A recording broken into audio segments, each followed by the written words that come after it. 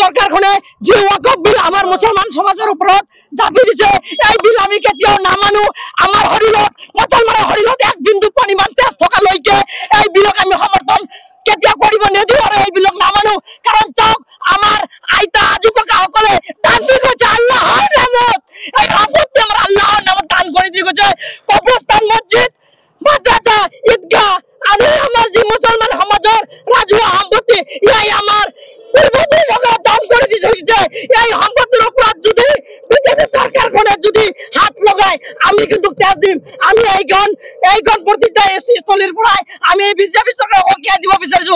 যদি মুছলমানৰ তেজ হয় ইমানেই আশা, আমি মুছলমান চব ওলাই আহিম, আমাক গুলিয়াই মাৰক ৰাজপথত, কিন্তু আমাৰ অধিকাৰ এনেকৈ খৰ্ব নকৰিব, আমি কেতিয়াও সহ্য কৰিব নোৱাৰো।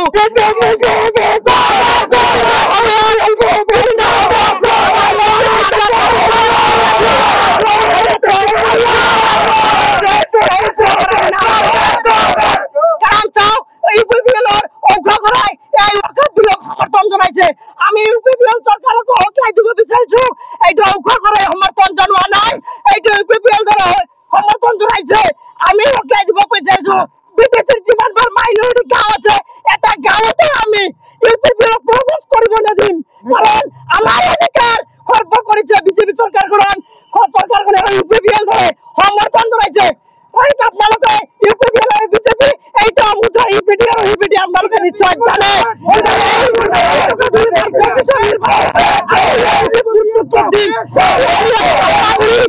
হাবৰাগুৰি বজাৰত প্ৰতিবাদী স্থলীৰ পৰা আমি বিজেপি চৰকাৰ ইউপিপিএল চৰকাৰক হটাই দিব বিচাৰিছো।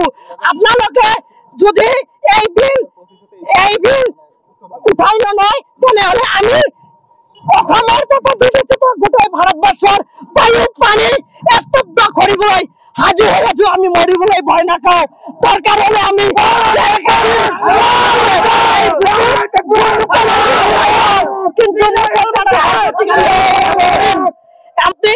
আমাৰ সম্পত্তি, ইয়াৰ আমাৰ আজু ককাহঁতৰ সম্পত্তি আল্লাহৰ নামত পান কৰি দি থৈ গৈছে। এই সম্পত্তি যাতে হাত লগাবলৈ চেষ্টা নকৰে। যদি কোনোবাই এই সম্পত্তি হাত লগাবলৈ চেষ্টা কৰে, মই আজি এই ভাবৰাগুৰি অঞ্চলৰ এজন সচেতন যুৱক হিচাপে কৈছো, আগত মই থিয় হম, মোক গুলিয়াই হত্যা কৰক, তাৰপিছত আমাৰ সম্পত্তিৰ ওপৰত হাত লগাব। BJP go back, Amit Shah, Naidu সকলোকে ইয়াৰ পৰা হকাই দিছো।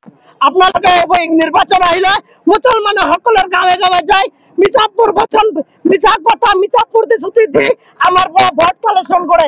যেতিয়া যিটি চৰকাৰ হয় তেতিয়া আমাৰ ওপৰত, আমাৰ সংবিধানৰ ওপৰত, আমাৰ যি ভাৰতৰ সংবিধানে যি অধিকাৰ দিছে ইয়াৰ ওপৰত আপোনালোকে আমাৰ অধিকাৰবোৰ লাহে লাহে খৰ্ব কৰিব ধৰিছে। আজি চাওক, ইণ্ডিয়ান গেটত আজি শহীদসকলৰ নাম আছে। কিমান মুছলমানে এইখন ভাৰতবৰ্ষৰ স্বাধীনতাৰ সময়ত শহীদ হৈ গৈছে। ইয়াৰ কথাও চিন্তা কৰা দৰকাৰ।